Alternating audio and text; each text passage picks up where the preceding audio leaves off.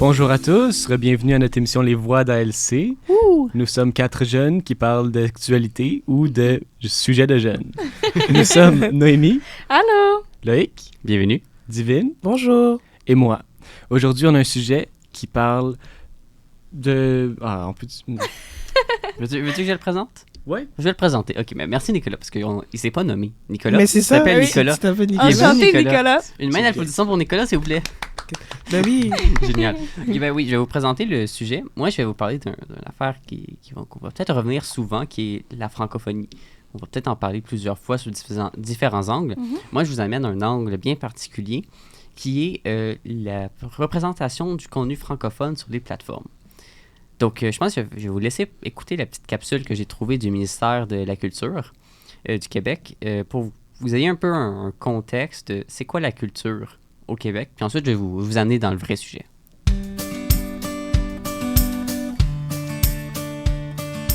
La culture, pour moi, c'est les traditions, les coutumes. Ça reflète qui on est. Je pense que c'est vraiment ce qui nous définit en tant que Québécois.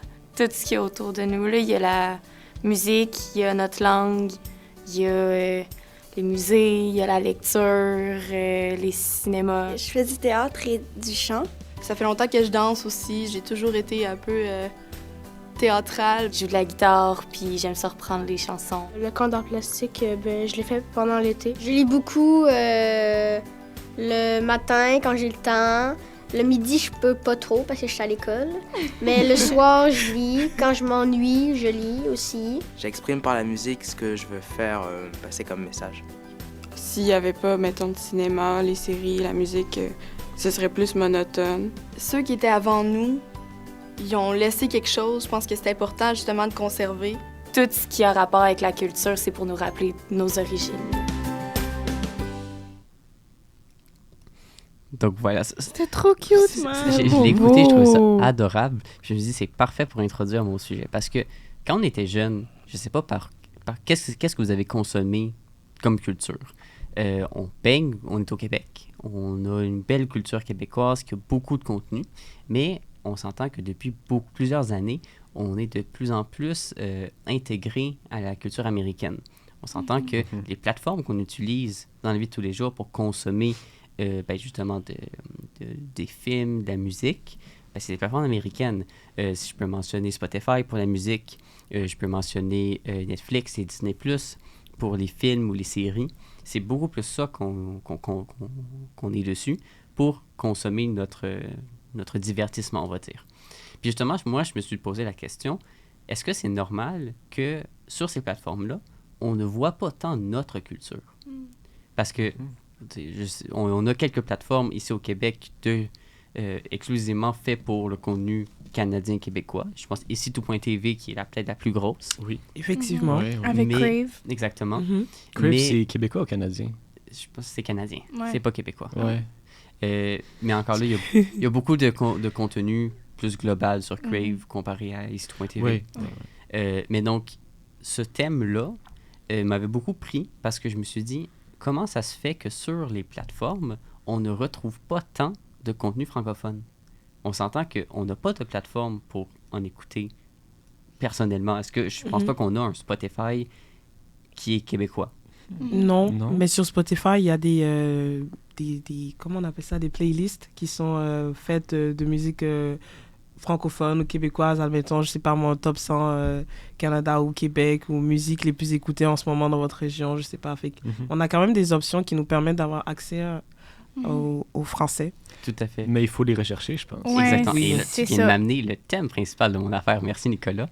C'est justement que moi, où tout ça c'est parti d'une loi de l'Assemblée nationale du Québec, la loi 109, qui est une loi qui viserait à améliorer la découvrabilité du contenu francophone sur les plateformes. Ce que ça veut dire, ce serait de présenter plus d'obliger en fait les plateformes à présenter plus de contenu. Donc, autant Spotify pour avoir plus de musique francophone facilement accessible puis facilement trouvable. Et du côté, par exemple, de Netflix et Disney+, de pouvoir trouver plus de contenu francophone directement sur votre page d'accueil. Puis là, moi, ma question pour vous, parce que là, je viens de parler, faire un bon monologue. Le monde, ils m'écoute, ils vont comme, mais qu'est-ce qu'il veut dire? Moi, ma question pour vous, c'était, est-ce que vous trouvez ça important qu'on ait ce contenu-là encore plus accessible que maintenant. Ben oui, je trouve que d'habitude, c'est un très bon contenu, ce qu'on fait. J'aime bien ce que le Québec fait, mais je le vois pas souvent. Faut vraiment, faut le chercher, faut le trouver, ou faut que tu te le fasses recommander par d'autres personnes qui l'ont cherché et retrouvé avant toi. Fait que c'est important, mais personnellement, j'en consomme pas assez.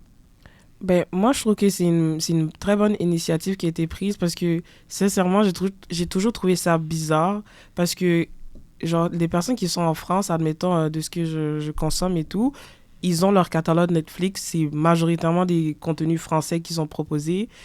En Corée du Sud aussi, majoritairement des séries asiatiques et autres qui sont proposées, ou même, je sais pas moi, en Grèce, lorsque je suis allée en Grèce et tout, il y avait des choses qui étaient majoritairement comme grecques qui étaient proposées, et je suis comme, mais pourquoi que quand je suis au Québec, c'est des trucs qui sont majoritairement américains ou qui correspondent, selon moi, plus à un côté anglophone et non francophone qui me sont présentés dans mon catalogue Netflix, je parle. Fait que je trouve que c'est une très bonne initiative, en fait. Ouais. Puis moi, je pense que c'est un problème surtout dans les... justement, comme tu as dit, les streaming platforms, niveau Netflix, Disney+, qui sont des compagnies américaines qui font ou publient des trucs pour toutes sortes de cultures, pas juste américaines, comme tu as dit, en voyage, mais que nous... Et moi... Pour vrai, avant qu'on me dise qu'il y en avait sur Netflix du contenu québécois, je croyais sincèrement qu'il n'y en avait pas. Genre, à part, là, comme bon cop, bad cop, genre bon... Ouais, à part ce film-là que je l'ai vu une fois, c'est le seul film ou contenu québécois que j'ai vu sur la plateforme. Fait que je trouve pas ça normal. Puis en tant que personne québécoise, je suis supposée un peu grandir là-dedans, grandir dans une culture où est-ce que je consomme des trucs québécois, mais c'est difficile pour moi d'en consommer. Genre, on dirait que il faut que tu fasses un effort constant pour ne pas perdre ta culture. Puis si cet effort-là, ben, il est pas fait, ben, tu fais juste perdre une partie de ta culture dans les médias. Ben, moi, j'ai une question parce qu'on parle beaucoup de plateformes plus américaines et autres, dont Netflix, Disney et autres, mais il y a, comme Loïc l'a dit, il y a ici tout.tv, il y a genre, je sais pas moi, Télé-Québec, Club Illico, je sais pas, qui font plein de contenus, justement, c'est des plateformes principalement francophones et québécoises. Mais pourquoi on n'y a pas accès? Parce que moi, personnellement, en étant avec ici tout.tv et Club Illico, c'est parce que je regarde la télé, j'ai encore genre le câble et autres chez moi, que comme j'ai accès à ça, j'ai accès à ces applications-là. Donc, est-ce que c'est un manque de recherche de notre part, en fait, d'avoir ces applications-là avec nous? Parce que tout le monde, directement en achetant son téléphone ou autre, a accès à Netflix ou installe Netflix parce qu'il se dit, ben j'en ai besoin. Est-ce que c'est nous qui ne prenons pas la peine d'aller les installer puis de les consommer? Mais moi, je pense qu'il y a peut-être deux parties à cette réponse-là. Okay. Oui, c'est sûr. Tu sais, mettons, Télé-Québec, l'application, mettons, sur RockU est gratuite, là. Fait que c'est ça, elle est super gratuite. C'est ça. Puis même sur Internet, tu peux aller voir et tout. Le seul truc, c'est que c'est pas une plateforme où est-ce qu'il y a tout dessus. Tu sais, moi, je veux pas seulement voir des trucs québécois non plus, je veux voir autre chose. Fait que là, si tu, investes pour avoir un compte Netflix, après ça, un compte Crave, après ça, là, ça en fait beaucoup. Fait que je me dis, pourquoi pas juste toutes les mettre dans pas toutes, là, ça va pas se faire, là, mais pourquoi pas en mettre plus sur une plateforme qui est très, très populaire. Oui, effectivement. Au lieu que moi, je dois aller chercher mes informations tout seul sur Télé-Québec quand il y a juste des trucs québécois, ce qui est le fun. Moi, personnellement, je regarde Télé-Québec, là, même encore aujourd'hui. Fait que, non, c'est ça. Ben, ou même s'il y a des affaires sur Netflix québécoises, ils les poussent vraiment pas. C'est vraiment jamais ça que tu vois dans les recommandés. C'est toujours... Dans les recommandés, sérieux, c'est toujours les mêmes affaires. Ouais. C'est des affaires qui sont soit dans ta liste d'écoute ou que tu as déjà regardé, ou c'est des affaires populaires en ce moment qui viennent des États-Unis. Ouais, ben c'est une chose que j'ai lu. Pardon, j'ai lu un article du Devoir par rapport à ça. Puis c'était par exemple sur Spotify que tu as beau commencer, donc tu ouvres ton application. Elle n'a pas de compte. Tu commences. Puis dans des préférences que tu lui dis, je veux du contenu francophone, que tu vas rechercher du contenu francophone, puis tu lui informes de tout ça. Avec le temps, il va par défaut te ramener avec de la musique plus mainstream, plus internationale. Donc, ta page d'accueil va passer de ton contenu, à la base, tu voulais francophone, à juste te présenter du contenu international ou que tout le monde écoute. Donc, tu vas passer à voir plus que ce que le monde écoute en Amérique du Nord, alors que c'est pas ça que tu voulais au départ. Puis ça, c'est dû, entre autres, aux algorithmes. En ce moment, la question, c'est pas nécessairement pour les réseaux sociaux. Parce que pour l'ouvrir sur les réseaux sociaux, le manque de représentation francophone aussi, c'est une autre branche. Mais ça joue un peu la même chose. La question de l'algorithme est là. Puis ça a une influence sur comment on le regarde. Je voulais glisser une petite information. Le Parlement européen a déterminé il y a plusieurs années ils ont fait passer une loi décrétant que sur les plateformes, il fallait qu'il y ait au moins 30% de contenu européen. Puis c'est pour ça, par exemple, que tu me disais, en Europe, ils ont plus de contenu qui les représente parce qu'ils sont obligés de le faire. Puis ils ont une amende s'ils le font pas. Puis c'est justement ce que le Québec voulait faire dans sa proposition de loi. Genre, ils voulaient mettre une amende de 15 000 $ aux plateformes qui ne respectent pas cette condition-là. En passant, pour ceux qui se demandent, ce projet de loi-là, il a été voté à l'unanimité par l'Assemblée. C'est juste que ça prend des années avant que ça soit mis en place. Ils n'ont pas encore déterminé le plan précis. Donc, ils ne savent pas encore est-ce que ça va être un 15%, un 30%, un 50% qui est nécessaire. Donc, ça va être à voir. Donc, ça va venir sans doute, mais c'est quelque chose qui va sans doute arriver. Ma question, par contre, là, vous l'avez vous deux mentionné, tu avais mentionné, j'écoute pas assez de contenu francophone. Tu avais aussi mentionné, j'ai envie de me battre pour protéger le contenu que j'écoute puis la culture. Pourquoi? Premièrement, parce que je le trouve pas facilement. J'écoute quand même pas mal de recommandés où je me base sur ce que j'écoute déjà pour rebrancher un peu plus loin puis élargir un petit peu ce que j'écoute. Puis vu que ce que j'écoute, ça part vraiment pas de contenu québécois ou ça part pas de contenu francophone, ça va jamais... Il n'y a pas de parallèles qui vont m'emmener plus dans ce contenu-là. C'est plus difficile, vraiment... J'imagine que c'est pas difficile tant que ça, mais j'ai moins tendance à aller vers ça. Comme en ce moment, j'écoute quasiment rien de contenu francophone ou québécois. Moi, je me force justement parce que je trouve que c'est important pour la culture, pour être... c'est ça, pour mon identité, mettons, québécoise, parce que une identité culturelle, c'est parce que tu t'immerges dans cette culture-là. Fait que si moi, je m'immerge pas dans ma propre culture, c'est comme ça un peu bizarre. Puis aussi, juste pour supporter des gens localement, tu sais, comme écouter des émissions, ça fait en sorte que ça donne de l'argent à ces personnes-là qui font, ou ça va donner de l'argent pour en faire plus, pour supporter ce commerce-là de produire des émissions ou des films québécois. Fait que je trouve que ça crée de la job ici. Ça crée mon propre entertainment aussi. Fait que je vois pas... Moi, je vois que des points positifs. Alors pourquoi ne pas le faire? Puis pourquoi ne pas me le forcer à le faire? Vas-y. Ben oui, tantôt aussi dans la vidéo que tu nous as fait écouter tantôt, ça disait comme quoi aussi que genre la culture c'est nous. Puis moi personnellement, pourquoi j'en écoute plus en fait depuis 1 an, je vais dire maintenant j'écoute plus de musique francophone, pas particulièrement québécoise, c'est vrai, mais en tout cas j'essaie d'en écouter plus de musique francophone. C'est parce que je me dis personnellement, je m'identifie mieux dedans. Genre, quand il y a des musiques ou des séries américaines que je vois passer ou que j'écoute, ça ne vient pas forcément autant me chercher qu'une musique qui a été écrite en français ou qu'un film où je me reconnais. Genre, je regarde une série québécoise à la télé, puis je suis comme... Je reconnais potentiellement les rues, les personnes qui sont montrées. Je suis genre, mais ça, c'est le monde que je connais, puis ça me fait rire, ça me touche. C'est plus représentatif de qui je suis que de la nouvelle série avec les Américains au high school. Tu vas être contente parce qu'entre autres, si je reviens au même projet de loi que j'arrête pas de parler depuis tantôt, le monde va savoir de quoi je m'intéresse un petit peu. Mais dans ce projet-là, c'est pas que du contenu québécois qui est demandé. Ça englobe toute la francophonie, donc y compris les contenus franco-belges, franco-suisses, etc. Ou francophones ailleurs.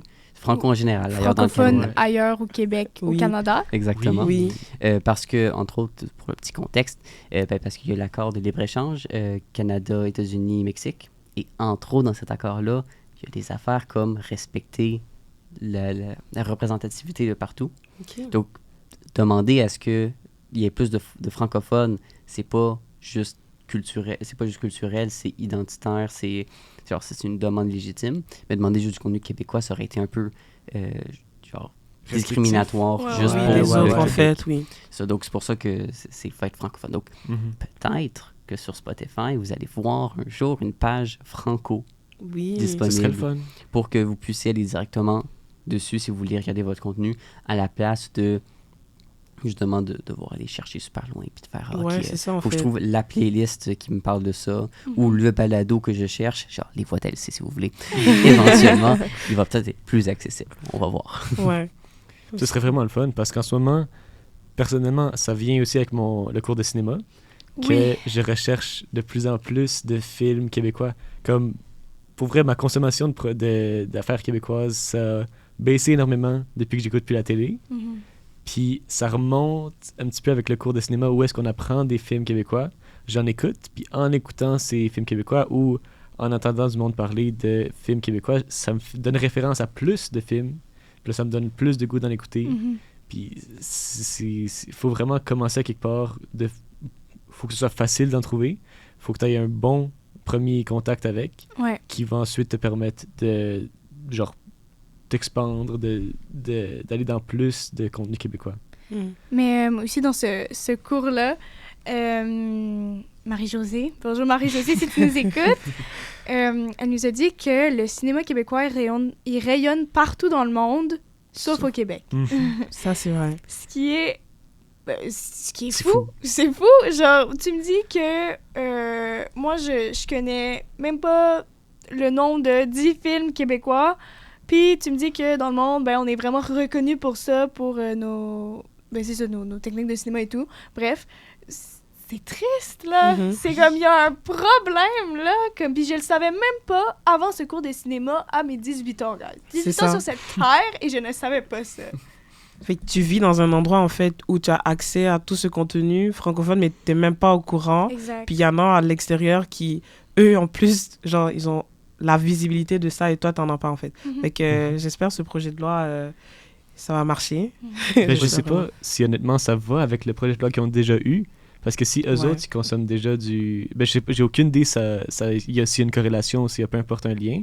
Mais c'est intéressant de voir que les pays, peut-être plus en Europe, comme la Grèce, la France, qui consomment déjà plus de contenu francophone, ils consomment notre contenu. Je sais pas. Je trouve ça intéressant quand même de voir puis de penser à Je ça. sais pas. J'ai tendance à croire aussi que des fois, le cinéma québécois, il est très respecté à l'international. Ça veut pas nécessairement dire qu'il est très écouté ou très Mhm. accessible. C'est juste que le monde a conscience, quand ils tombent dessus, ils font « Ah, c'est le Québec. C'est cool. Ok, ouais. C'est juste que nous, on fait « OK, un film québécois. Bon, OK, on va voir peut-être. On sait pas. Mais C'est peut-être ça. Mais je sais pas. J'ai pas Ouais. fait ma recherche.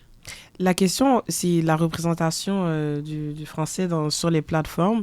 Mais est-ce qu'on pourrait l'ouvrir un peu pour parler, parce que là, on parle des cinémas et autres. Puis moi, c'est un truc, je trouve que récemment, dans les cinémas, parce que c'est comme des cinéplex, des grandes maisons, ou je sais pas comment on appelle ça là, mais qui partagent des films et tout. Puis je trouve pas le cinéma qui me propose du cinéma québécois ou français, à part si j'ai besoin genre d'aller super loin et d'aller au cinéma Beaubien, là. Ouais. Genre, Ouais, ouais, c'est ça. Ben, faut dire que pour ceux qui le savent pas, on est dans l'ouest de l'île, ça joue beaucoup.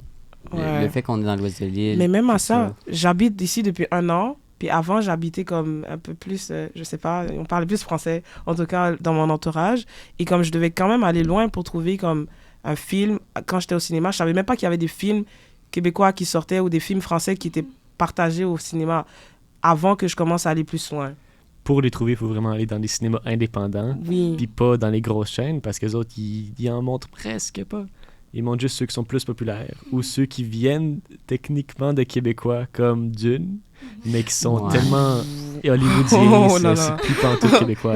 Il y a une personne qui est québécois, puis C'est il en ça. profite beaucoup pour C'est dire ça. on a une représentativité québécoise. C'est ça. une représentativité Mais ça l'est québécoise. vraiment pas. Non, c'est Exact. ça. On voit pas pantoute de notre contenu québécois dans les cinémas. Mhm. C'est vide de contenu cinéma, puis il y a plein de contenu qui vient des États-Unis ou de... Non, surtout des États-Unis. Surtout aux États-Unis. Mais ça n'englobe pas ce projet de loi-là, ce sujet-là, Mais, malgré ok. que ce Ça serait intéressant. devrait, ça C'est vraiment le fun. Par contre, ce projet-là, il englobe, j'ai appris les réseaux sociaux. Techniquement, ça englobe aussi tous les prochains créateurs de contenu. Une affaire qui peut être positive, c'est que ce projet de loi-là, quand il a été lancé, donc c'est en septembre 2025, je pense, ou en mai 2025, je suis plus trop sûr, mais il avait été mentionné que peut-être les créateurs de contenu pourraient être reconnus en soi comme une représentation francophone du contenu québécois au Québec.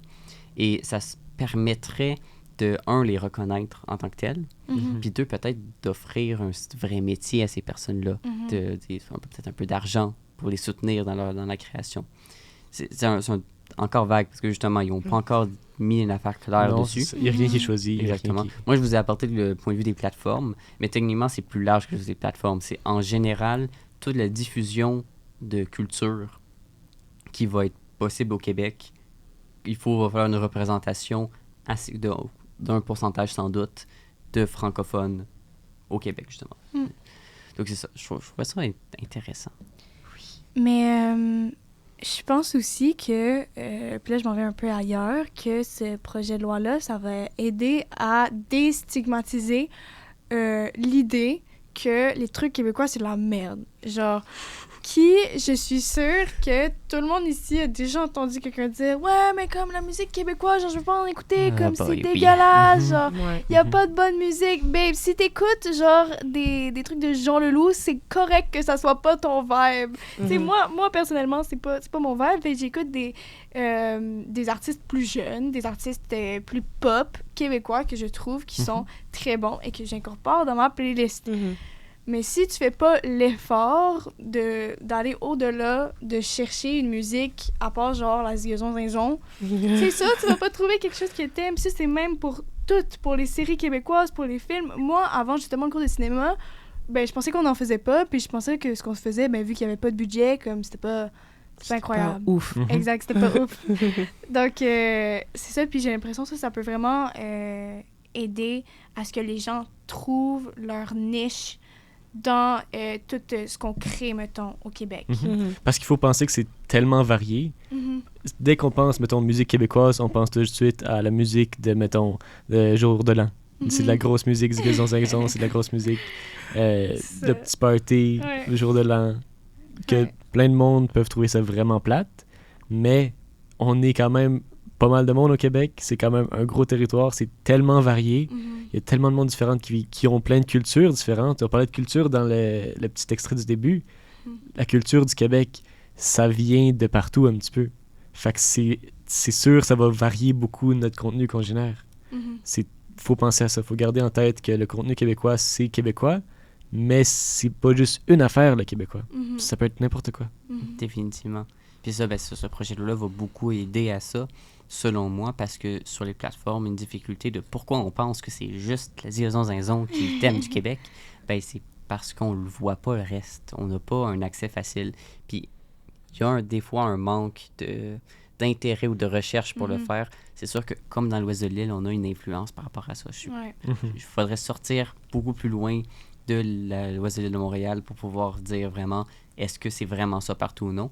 Selon moi, c'est une influence parce qu'on est dans l'Ouest de l'île plus anglophone, qu'on pense plus à ça puis qu'on va moins chercher.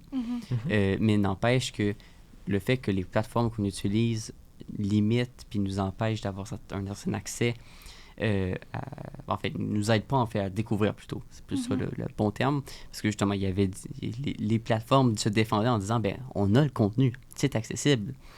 Mais c'est pas ça le point. C'est pas que c'est pas accessible, c'est que vous le mettez pas en valeur comme il se doit. Puis ça, ben, ça pourrait aider éventuellement. Moi, j'ai tu as quelque chose à dire, oui? J'avais une petite question comme ça. Vas-y. Mais puis vu que tantôt vous avez dit avec le cours de cinéma, en fait, que vous avez été plus ouvert au contenu, au cinéma québécois, est-ce qu'il y a un film qui vous vient en tête ou quelque chose? Genre, je voulais comme un petit partage.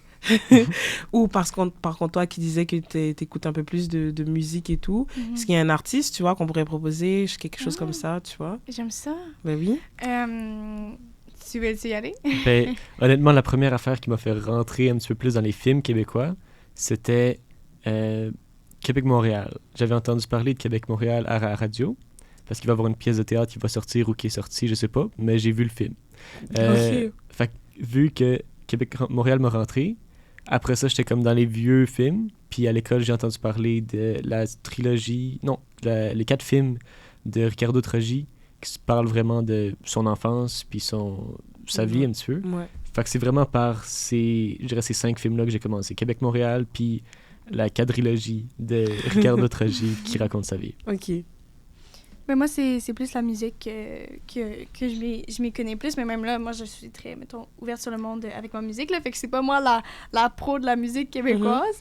Mais moi, j'aimais beaucoup des artistes comme Fouki, comme il y a une chanson qui c'est... j'ai oublié c'est qui l'artiste, vraiment. Mais t'inquiète. Les femmes savent danser. C'est toutes des Loud, musiques... Ouais, Loud, toutes des musiques, là... ça existe des musiques où est-ce que tu peux danser, qui a un rythme. Fait que c'est ces musiques-là que moi, j'aime particulièrement. Fait que juste de la pop québécoise, le plus jeune, personnellement, le meilleur, parce que c'est sûr que les artistes plus vieux, ils font de la musique plus du temps de mes parents. Mais je pense que ça vaut vraiment la peine de découvrir ces chansons-là ou ces artistes-là. Moi, je suis en opposition avec toi. Moi, j'écoute des affaires que... Pour moi, on croirait que j'ai 40 ans. Je l'assume, c'est correct. J'ai peut-être 40 ans dans mes goûts musicaux. Mais non, moi, au contraire, les Jean Leloup que tu as mentionné, j'aime beaucoup. J'ai pas mentionné Cowboy Fringant. Cowboy Fringant, c'est encore d'actualité. Ben Ouais, mais je peux mentionner les colocs. Oui. Le colocasse. Les 3 accords aussi. Les 3 accords. 3 accords sont encore quand même jeunes. Oui. Ça, on va pas les vieillir. Si un jour il y en a un qui écoute, vous êtes pas vieux les 3 accords. Non. Mais ça, c'était vraiment mon enfance aussi. Là. Sur ma DS, j'avais l'album des 3 accords, puis c'était pas mal la seule musique que j'avais. Fait que je l'écoutais en boucle et en boucle. Fait que c'est nostalgique, mais de mon enfance.